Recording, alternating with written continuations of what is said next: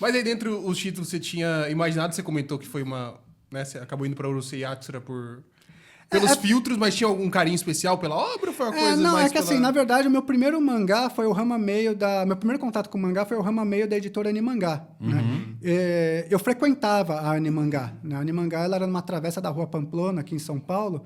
Eu não lembro se era lá Alameda Franca, mas eu ia lá com meu irmão, com meus amigos. Todo sábado, a gente ia lá assistir anime, que você pagava R$1 e passava a parte da tarde assistindo anime lá. Era uma TV de tubo, né? Um VHS gravado e legendado por fãs, né? Era o acesso que tinha. A gente ia lá e assistia, passava a tarde lá. E aí eu comecei a colecionar o Rama Meio, né? Aí foi meu primeiro contato com o mangá mesmo. Se não me falha a memória, essa versão também não tinha... Cara, eu não sei. Não tinha licença também, Cara, não. eu não sei. Eu já vi gente falando que tinha licença e eu já vi gente falando que não tinha licença.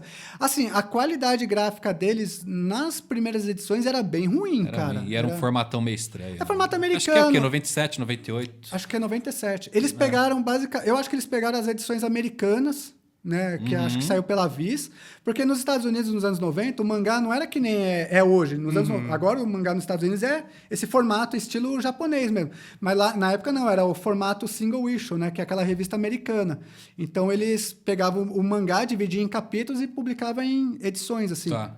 E eu acho que eles usaram... E era espelhado, né? Nos Estados Unidos. Era espelhado também, ou seja, formato ocidentalizado. E o Rama Meio da Animangá também ele é espelhado. Eu acho que a Animangá pegou essa versão aí. Agora, se tinha licença, se licenciou pela Viz ou não, eu não tenho a menor ideia, cara. Eu não sei nem que fim levou a Animangá, na verdade, também, né? Se faliu mesmo. Deve ter falido, nunca mais ouvi falar. Tá. Então, assim, você não gostou do mercado, quis abrir a editora, não conseguiu licença e mesmo assim, numa loucura total, decidiu lançar o mangá sem licença. A ideia é chamar a atenção do Japão. Então, assim, né? Não é que eu não gostei do mercado. Porque assim, né, você queria modificar algumas coisas que você viu em relação a isso, né? Eu queria só trazer... Na verdade, o que eu queria fazer, né? Não é nem que eu queria modificar. Não quero modificar nada na prática. Porque, assim, as editoras vão continuar sendo as editoras e vão fazer o que fazem. Não sou eu que vou mudar as editoras. Elas que têm que ver o que elas acham que tem que mudar e mudar. Mas né? por que, então, fazer um mangá sem licença? Porque eu queria fazer com licença. Em primeiro lugar. Não consegui a licença, não consegui o acesso. E eu falei, putz, cara, o que eu vou fazer? Eu vou montar a editora, vou fazer um mangá, vou colocar o mangá no mercado, as pessoas vão ver, logo vai aparecer que não tem licença, porque o pessoal acha que eu tentei passar a ideia de... Eu tentei mentir, mas eu não tentei mentir. Como se você só estivesse fazendo para vender e não, aí depois... Na verdade, eu procurei 3 youtubers antes do último youtuber. É que eu tô protegendo essas pessoas. Tá? Por quê? Porque as pessoas também não foram ruins comigo. Mas você não fez, então, falar, vou fazer aqui, vou vender não, só eu pra ia, me ganhar dinheiro. Não, eu ia... Não, a ideia era realmente investir. Cara, um mangá desse aí, se você comprar hoje lá no site, um mangá desse, para chegar na sua mão, o custo para mim é de R$52 praticamente. R$51,60. E eu não coloco alguns detalhes. Esse é o custo, ok? Então eu falei, vou colocar um pouquinho a mais, tem o meu trabalho, eu comprei as edições originais e eu quero ser a editora e eu penso em licenciar. Inclusive, eu tenho esperança de licenciar isso daí. Né? Eu tenho esperança de realmente ser editora e licenciar mesmo. Né? E aí o que eu fiz? Eu dei uma pesquisada nessa questão de pirata. Porque assim, eu sou colecionador, cara, e eu não tenho produtos piratas em casa. Não é que eu não tenho produto pirata, exagero, né? Assim, eu não compro coisas piratas sabendo que é pirata porque eu quero consumir pirata, em primeiro lugar. Eu baixo filme, torrent? Cara, claro que eu baixo. Eu coleciono filmes também em Blu-ray e DVD e tem muito filme que é Star Trek. Eu adoro Star Trek, cara. Tenho tudo da franquia de Star Trek até antes de Discovery. Discovery pra cá eu já não curto. Mas tem coisas que não saíram no Brasil oficialmente. Não tem DVD, não tem Blu-ray. E aí, o que você faz? Quero assistir o filme, você tem que baixar na internet, cara. Certo. Né? Então, assim, eu não queria fazer pirata, né? Aí eu falei, como é que eu vou fazer? Aí eu, pesquisando sobre o assunto, eu descobri que existe uma diferença entre sem licença e pirata, né? Não sei se vocês sabem a diferença. Então, aqui você não considera pirata. Isso não é pirata. Não é que eu não considero, isso não é pirata. Ok? Tá, eu vou Não, pode explica para nós a diferença aqui. do... Se você colocar no Google aqui, vai falar assim, ó, que eu perguntei aqui, ó, existe diferença entre produto pirata e não licenciado? Tá aqui, ó, que eu tô... Vai falar, sim, existe diferença entre produto pirata, entre parênteses, falsificado, e produto sem licença. Um produto pirata é uma cópia ilegal de um produto original, geralmente de menor qualidade que viola direitos autorais, enquanto um produto sem licença pode ser um produto original que não foi adquirido legalmente. Então, o que acontece? Eu estou violando aqui a lei de direitos autorais, ok? Certo. Mas esse produto não é uma cópia de um produto original. Não tem um equivalente a esse que eu entendeu? Entendi. Esse daí ele é original. Você refez ele. É uma edição de um jeito... totalmente original, ela é 100% original. Não tem outro. Entendi esse raciocínio agora. Não é meu raciocínio. Juridicamente, até o advogado falou, não é. Inclusive, se eu for penalizado por isso, a pena é diferente também. E, inclusive, eu estou me dispondo a legalizar e licenciar também. Tudo isso aí, assim, atenua bastante a situação. Para mostrar que, assim, cara, eu não acho que pirata em si sejam produtos colecionáveis. Eu acho que o pirata a pirataria, ela tem a sua função na sociedade, no mundo, ela tem a sua utilidade, mas em termos de valor, eu reconheço que é difícil você atribuir valor ao pirata, a uma cópia, né? É muito difícil mesmo, a não ser que seja algo muito icônico, muito especial. Então, assim, aí quando eu cheguei a essa conclusão, eu falei, não, isso daí não é pirata, é sem licença. Eu falei, não, eu vou encarar. Cara, eu não tenho intenção de radicalizar a minha vida ao ponto de me prejudicar de fato. Sim. Por causa de um mangá, entendeu? Eu tô nessa empreitada porque eu quero ser uma editora mesmo, eu quero empreender nessa área, eu acho que eu tenho a agregar no mercado, né? Nem você mesmo falou que eu tenho uma bagagem, tudo. Eu quero transformar a minha parte de fã, eu quero profissionalizar o meu lado fã, e eu quero entregar pro leitor, pro público, algo diferente. Né? Algo assim, realmente com carinho, que eu quero trabalhar com tiragens limitadas, não quero trabalhar uma editora que você pega uma Panini, por exemplo, cara, a Panini é produção de massa, né, cara, ela desova no mercado aí toneladas de coisa. Não, eu quero uma coisa assim, específica, assim, sabe? Quem é que vai comprar isso daí? Com licença ou sem licença? É um nicho mesmo, então eu quero pegar assim um público nichado, até pelos títulos que eu quero trazer, né? São coisas que não estão no hype. Vai trazer com licença ou sem? Cara, eu quero... Eu assim, por enquanto, o que eu vou fazer? Eu estou trabalhando em outras obras. Tá. Né? Mas eu vou focar nessa daí, sem licença ou com licença. Né? Vou continuar batalhando. Mas eu vou tentar trazer alguma coisa menor com licença. Então, né? isso que eu ia te perguntar. Assim, eu sou leigo na parte do mercado, mas eu acompanho muitas editoras. A Comic Zone, Pipoca Nanquim... desde o nascimento dessas editoras assim que hoje estão no mercado, eu acompanhei muito assim, e eu vi que eles começavam com obras menores. Sim.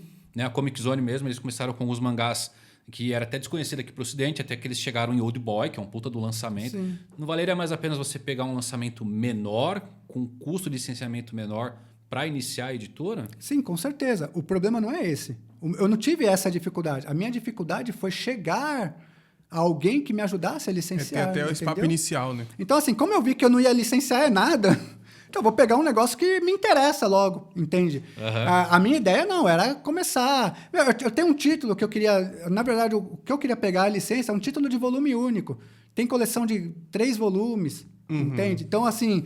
E, assim, são provavelmente muito mais baratos do que esse daí. Sim. Então, assim, só que a dificuldade que eu tive foi romper a barreira para chegar a algum lugar e poder negociar, né? Para falar de valores, para coisas assim. Por isso, até que eu não cheguei a abrir o CNPJ antes. Porque se abre o CNPJ, você fica pagando, né?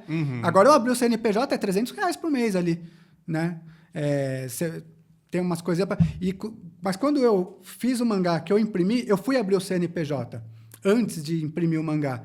Só que o que acontece? O endereço que eu coloquei, nas 2 contabilidades que eu tentei, não estava sendo aprovado. Né? Porque tem o KNAI para a editora, você tem o KNAI principal, mas no caso, eu vou vender. Então, eu também entro na parte de comércio. Tem uma subcategoria lá, o contador me explicou. E aí, o meu endereço não podia. Né? O endereço que eu estava fornecendo não podia. Eu tentei por uma contabilidade, paguei R$800 para o cara. O cara me devolveu metade do dinheiro, perdi 400 para não conseguir deu nada. certo, tem que fazer de novo. Aí eu fui por outra contabilidade, a outra contabilidade não conseguiu, me devolveu o dinheiro na íntegra. E aí, nesse meio tempo, eu já estava com o mangá na mão. Né, porque eu já queria lançar ele com o CNPJ. Legal. E aí eu falei, não, cara, chegou uma hora, chegou lá em casa, cara, 125 caixas da gráfica, pegou um corredor ali, eu falei, não, eu tenho que jogar isso aí pro público, porque assim... Não dá para ficar guardando isso aqui, né? Eu tenho que movimentar. E aí eu me joguei aí no mercado, totalmente despreparado. Qual né, a quantidade que você fez Imprimi 1.000. 1.000? 1.000. Mostra para nós aqui, onde tá a galera vendo a câmera. Eu tinha que ter trazido a minha edição, essa daí tá um pouquinho amassada. Cara, você não sabe a treta que deu com a gráfica isso aí, meu. Se eu contar para vocês o que aconteceu, cara... Se para imprimir trabalho de escola, de faculdade é um trabalho desgraçado, imagina para imprimir a quantidade Não, grande. cara, você não sabe o que aconteceu, meu. Vou te falar aqui. Eu mandei para a gráfica por volta do dia 5, 6 de dezembro. A data do mangá no final está em 2025, que é janeiro de 2025. Eu mandei lá pelo dia 7 de dezembro, mais ou menos. Papel off-white, né? Desculpa te interromper. Não, é Pollen Bold, 90 gramas. E aí a gráfica não conseguiu encaixar no calendário de dezembro para imprimir, eles fecharam ali por volta do dia 19 e voltaram, acho que no dia 5, no dia 6 de janeiro. E aí, beleza, a moça que me atendeu falou, a gente vai imprimir seu mangá. O mangá chegou no dia 2 de fevereiro em casa. Beleza, chegou, né? Abri lá as caixas, todo feliz para olhar. Abriu uma caixa, abriu o primeiro mangá. Mano, você não tem ideia do que aconteceu. Era outra coisa. Cara, você perguntou do papel, Pollen Bold 90. Todos os mangás tinham 3 cadernos com um papel diferente. Nossa. Inferior, mais fino, super transparente. Nossa. Cara, eu falei, não é possível isso. Aí eu comecei a abrir caixas aleatórias para ver se não é aquela caixa igual. ali. Não, cara, todos. Aí entrei em contato com a moça da gráfica que me atendeu. Isso no dia 2 de fevereiro. Cara, foi briga, foi treta. Eu só fui ver esses mangás de novo que tá aí no dia 20 de março, cara, com muita briga. E o problema de problemas com gráfica em alta tiragem é que uma coisa tá errada, vai estar errada em todos e não tem o que fazer, né? Não, e eles fizeram um monte de... Tem que refazer direto. Eles fizeram um monte de proposta. O público vai perceber. Se eu te der 100 volumes a mais, porque se alguém reclamar, você troca. Coisas assim, porque eles não queriam. Eu falei, não, tem que reimprimir. Eu tô começando agora. E assim, nem falei, né? Mas você tem ideia do cenário que eu tô aqui, o quanto que eu tô me expondo, né? Ainda vou entregar um negócio que não está legal. Aí eu tinha anunciado que eu ia lançar no dia 28 de fevereiro. Né, lá no Instagram. E, cara, não deu, né? Não teve jeito. Hoje eu vejo muita gente reclamando de editoras aí, mas na verdade a pessoa está reclamando da gráfica, não é da editora. Né? E a editora, assim, essa editora, por exemplo, ela não permite eu ir lá ver a impressão. Tem editora que permite. Cara, eu aprendi uma coisa, quando você manda pra gráfica, meu, assim, tá na mão de Deus, meu. Assim, Você vai descobrir na hora que chegar em casa e tirar as caixas, algum tempo depois, tudo impresso já. Mas assim, a pessoa resolveu lá o problema, deu trabalho. A pessoa com quem eu fechei, ela estava realmente disposta a resolver. O pessoal lá da gerência, lá, o pessoal tentou, né, dar uma chavecada para ver se eu aceitava. Falei, não, dá para dobrar de algum jeito a situação. Não dá, cara, não. Eu sou chato pra caramba, meu. Nossa, eu sou super exigente, cara. É que nem você comentou, já é uma situação delicada por conta do restante do cenário. E outra coisa, pra mim, assim, até o momento, eu tava muito focado em entregar qualidade. Eu queria que o leitor pegasse um negócio que tivesse qualidade. Então, eu dei o meu melhor nisso daí. Foi o meu melhor. O que eu consegui entregar foi isso daí. Outros detalhes, questões burocráticas, eu falei, vou resolvendo com o tempo, né? Porque eu falei, eu tô sem a licença, eu vou ter que resolver isso de outra forma. E a minha ideia era contratar alguém para me ajudar mesmo, né? Porque no fim, cara, isso daí é muito trabalho, meu. Eu tô no volume 2, eu tô quase terminando o letramento do volume 2, mais uma semana, a semana que vem eu termino. Qual que é a periodicidade que você vai fazer? Eu quero fazer bimestral. Bimestral. Né? São 15 volumes nesse formato, né? 15 volumes nesse formato. Né? Eu quero fazer bimestral. Tá. E eu torço para que o Japão veja isso aí, cara, de verdade.